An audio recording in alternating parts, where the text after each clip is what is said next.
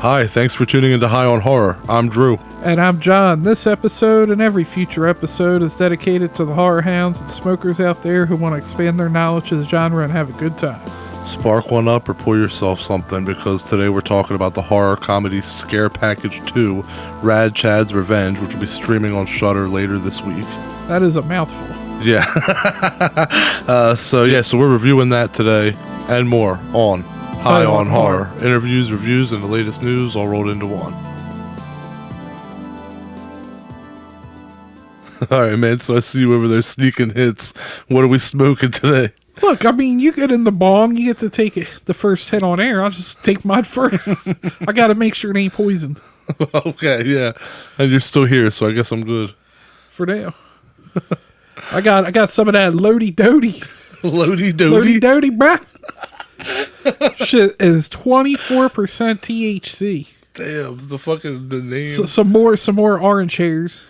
Oh, it's beautiful. It's so fuzzy. It's so fuzzy and beautiful looking. It's a sativa-dominant hybrid marijuana strain made popular in Washington State, and it's bred by the Clone Zone. The genetic heritage of Lodi Dodi is undefined and closely guarded. Fine, then keep your secrets. Carries a sweet and unique flavor of tropical fruit and fresh wildflowers. The pungent aroma leads the way towards a cerebral buzz known to spark creativity and a boost of energy, and it'll make you trip over your words, as you've seen with me describing this here. You should have taken that hit. See, that's what happens. Yeah, it's all on me. You're right. Sneaking hits in, man. It'll give you a boost of energy, and it'll turn any task into a more enjoyable adventure. I mean, isn't that any weed, to be fair? I don't want to fold the laundry. Fuck it. Smoke some. It'll make you feel giggly, energetic, and uplifted. Here we go. Negatives. Dry mouth ain't on there. No. You're going to get dizzy, a headache, and paranoid. That sounds terrible. So you don't get dry mouth this time. I think I'll just take the dry mouth. I'll just take a sip of water or Coke or something. Yeah, that's I'll take it. Oh, well, you know how last week I gave you the percentages of what people say it helped with, and I mocked it for being less than 50%? Yeah. The top three here, 18% of people say it helps with depression. That's the top you could get for anything, was 18%. Oh, shit. 11% of people reported helping with stress, and 10% say it helped with anxiety. Okay. And it says here, though, the info is sourced from our readers and not a substitute for professional medical advice. Well, thanks. Thanks you. For that. So don't take us serious. Yeah, but so you won't get dry mouth, but you will get dizzy and nauseous. Basically. Wow. Okay, well, so anyway, today we're talking about Scare Package 2, Rad Chad's Revenge. So this is the sequel to the first Scare Package from 2019. It actually came out in 2020 though. But the first film was basically it featured Chad Buckley at his video store on the day that he hires a new guy named Han, and between the movies playing in the video store and the stories the characters in the film tell, we get an anthology film. Ultimately, it becomes a slasher, and Chad finds himself dead at the hands of professional wrestler Dustin Rhodes, who punches through his face. Joe Bob Briggs has a role in it as well, and he died. But anyway, Chad is back now in the sequel somehow. The first film was 80s and 90s, and in this sequel, it's 90s and early 2000s, and the Saw franchise was big in the early 2000s. That's why it's parodied pretty hard here in part 2. Yeah, the beginning's you kind of get that Friday the 13th part 2 beginning. Yeah. Where, if you haven't seen the first one, you get to see him die. Exactly. That's a good way to look at it. You get the flashback to Rad Chad being killed. I also want to say Rad Chad's Revenge. It sounds like the, subtitle of a Marvel movie. I could see that. And, before we jump in, I want to say that Rich Summers, he's the guy, I forget his character's name, but he has the glasses. Yeah. That dude, in everything, he always looks like his character Harry Crane from Mad Men. Every time I see him in a movie, that's why I recognize him. I don't even really remember Rich's name. Oh, yeah. I just go, oh, that's the guy from Mad Men. His name in the movie was Rick, but I know exactly who you're talking about. He looks exactly the same. They put him in everything. It's like they dress him up nice and put him in the glasses and have him do the hair. And, everybody's just you're just going to be Harry Crane. Still Mad Men, 100%. I see him with the glasses and everything.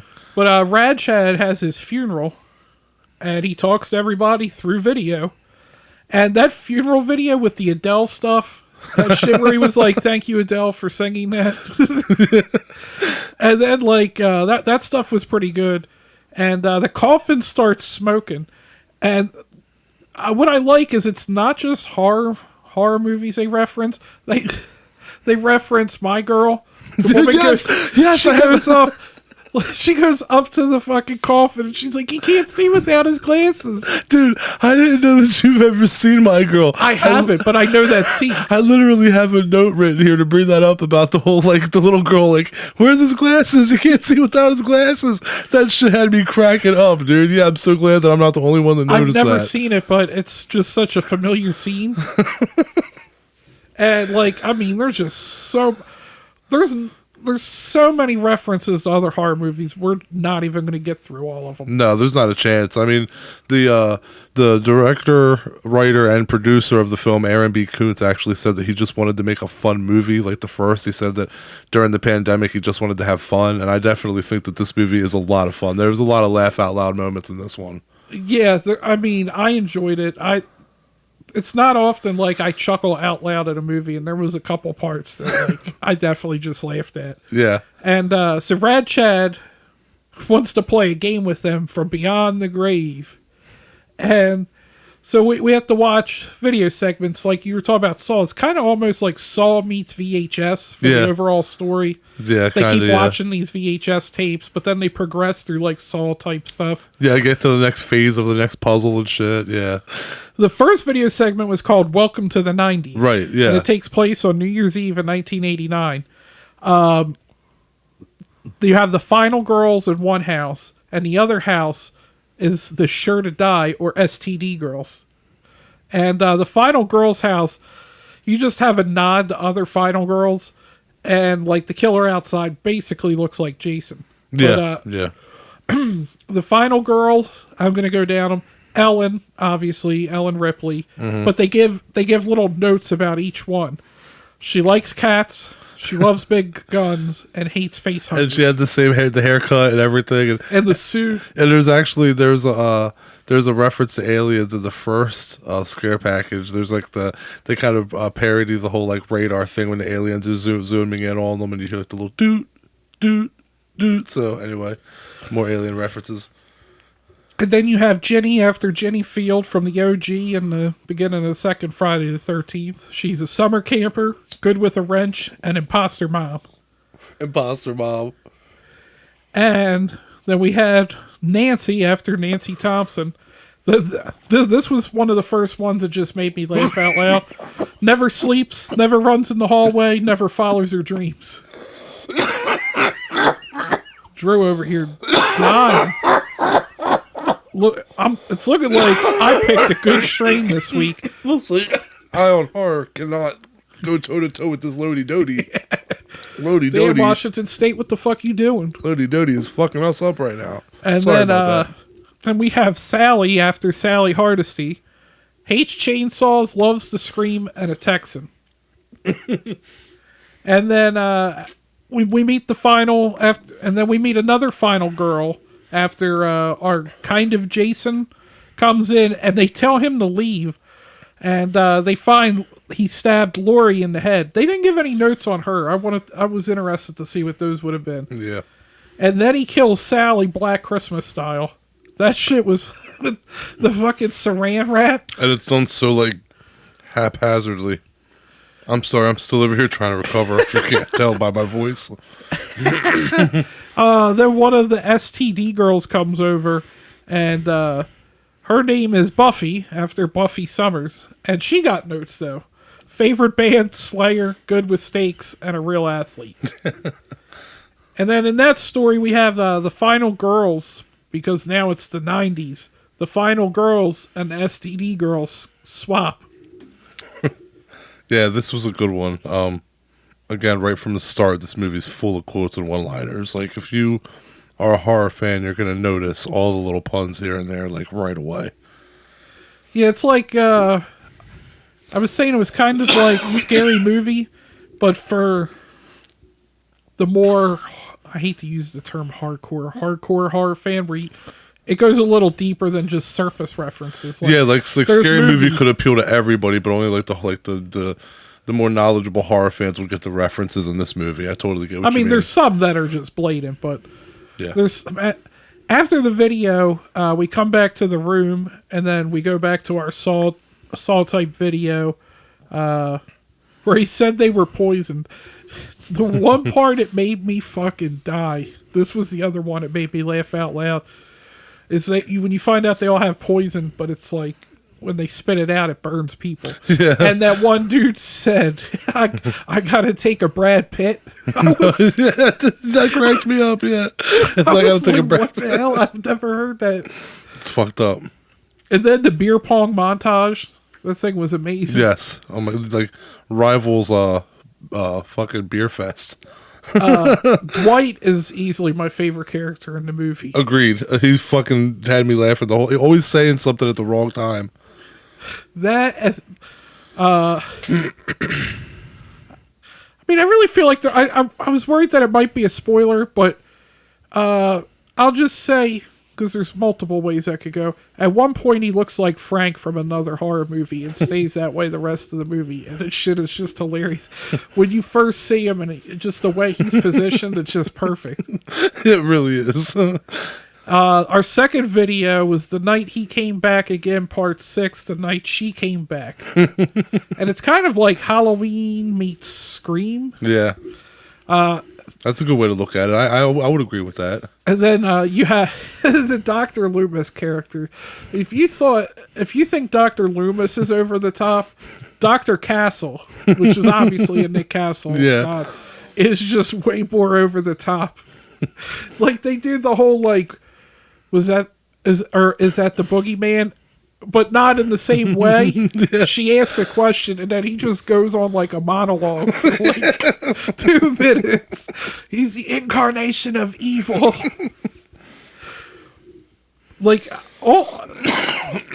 Obviously it's low budget, but yeah, all the stuff they did with this stuff, and just like the nods to other movies, it was just, I felt so well done.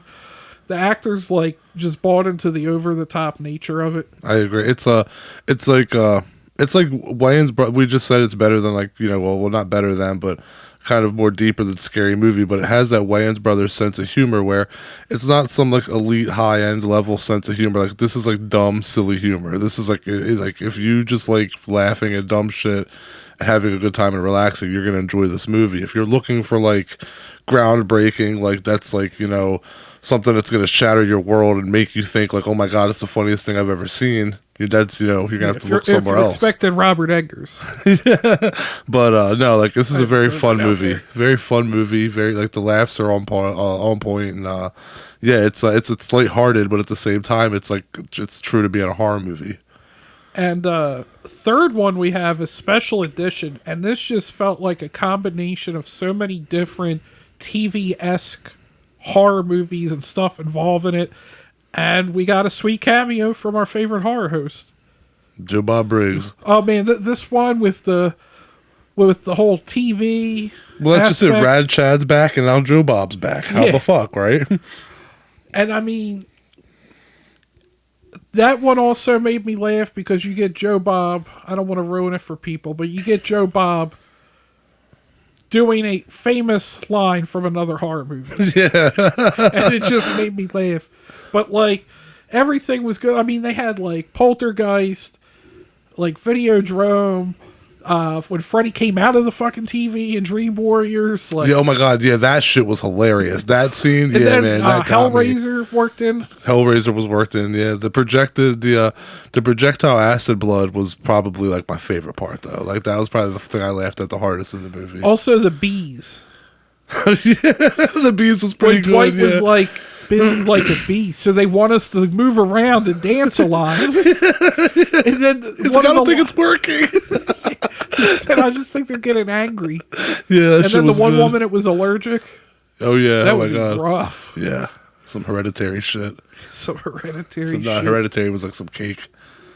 And then our the last video we watched, We're So Dead. It's kind of It meets Reanimator meets Stand By Me. And it's funny because I typed those in the notes when I was watching it at the beginning. I'm like, okay, this is what it's giving me. Yeah. And they literally explain it in that segment. And I'm like, yep, that's what I got from it. It's like basically the kids from It, but they find a dead body like Stand By Me, and then they try to bring it back to life like Reanimator. Yep. This one probably, of all the videos, is probably my least favorite. Yeah, the weakest one, yeah. And it was funny because before that I was like, oh, it's probably got to be 3. The first 2 were solid. I agree, for sure. Welcome to the 90s and the second one, I don't even remember. Jesus. You know what I think it was? It was his fucking edibles. Yeah, probably. Oh, the night he came back again, part 6. The night she came back. That was it. But I really enjoyed this. Yeah, same. Even do we count this as an anthology movie? Technically, yeah. I mean, technically, it's weird because it doesn't feel like an anthology movie. I feel like, I will say, of the anthology stories, this may be the best rap story or close to it. It's a good rap for it's sure. It's entertaining. Like, yeah. I feel like we've talked about some of those where you're just like, I don't care about the rap story. Yeah, Whereas this yeah. one, I was kind of like, I wanted to get back to the rap story. Yeah. Just fucking like, all those people together were good. And I can't believe we haven't even mentioned it yet, but Kelly Maroney's in it. I know, yeah. I just thought of it. I'm like, how did we go through this whole movie and not mention that? Legend. But yeah, I liked it. I was entertained the entire time watching the movie. Yeah, man, me too. Like, this movie's fucking out there in like the best kind of way. Like I said, like there was at no point watching this movie was I like, oh, this is boring. There was just always something to like make me laugh. Some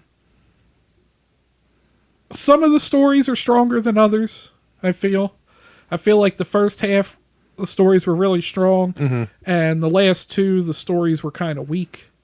But the rap story as a whole is good. I'd give it a 7 out of 10. 7 out of 10?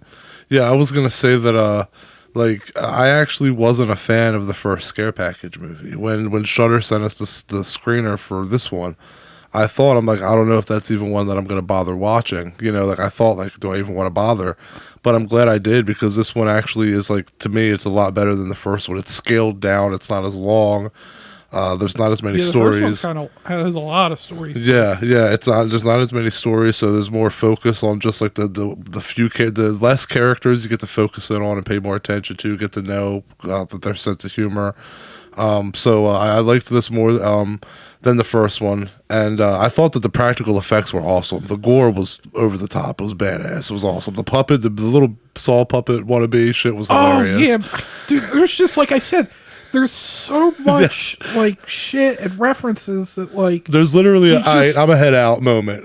Yeah, dude. The Billy the Puppet version, that thing was great. Like I said, I mean, it took us till towards the end to get to Kelly Maroney. Like, yeah, there's so much to so talk many about. things happening, but it's not in a bad way that there's too much happening. Without talking about spoilers, there's just so much to like. Yeah, it's just a lot. If we were talking spoilers, we'd be able to go more in depth, but having to hold back and what you say, you realize all the shit that you're not talking about. But people don't get a jingle today. Yeah, right. Yeah, like I said, awesome practical effects, hilarious. Like the jokes are on point, very funny, well timed. My one thing about the movie is that I found it to be a little too self-aware. Sometimes a little too self-aware, where it could just be a little annoying, but it was still funny as shit. Like I said it earlier, I laughed out loud several times. I literally was watching this and like laughed out loud and thought, damn, I'm like, this movie's getting me. It's tickling me a little bit, you know. But yeah, I agree, 7 out of 10. And you know, there might be a third one. Aaron B. Kuntz said that he has a wild idea for a third film if it gets greenlit by Shudder. And he said, you know, the reason he wanted to do this sequel was because he got to work with some directors and crew that he didn't get to in the first film. And he said, you know, like Scare Package is his baby, and it's like his baby in every way, shape, and form. So we might get a third film, and if it's gonna follow this one, I think I'm definitely willing to give that one a chance too. Oh yeah, for sure. And it's funny because I said Dwight was my favorite character. Yeah. it's weird. Like, we didn't plan it this way, but I was Graham Skipper. Yeah. 2 weeks in a row, we have movies with him. He was by far, like I said, he played Dwight. He was by far my favorite character in this movie. Like, just like the comedic timing was just like perfect with everything. I agree. I definitely agree. He was a very hilarious take on the character Frank that we're talking about, if you know what we're talking about. Yeah, that was good. And he just like, it happens what, like halfway, a little after halfway in the Earlier movie? than I thought it would. And yeah. then he just like chills like that the rest of the movie. All right. I think that'll about wrap up what we got to say. Yeah, Anything I'm else you wanna tapped. add? No. All right. 7 out of 10s across the board. Thanks to all the horror hounds and smokers out there for tuning in. Thank you kindly. And we don't know what's happening next week, so follow us online at High on Horror 420 on Facebook, Instagram, Twitter, TikTok. Send us your emails at highonhorror420@gmail.com. Check out our website, highonhorror.com. Check out some of our reviews. Like I always say, we can't get to everything, so we throw some on there. So check those out, and we'll be back with you next week. Catch you later. Bye, everybody.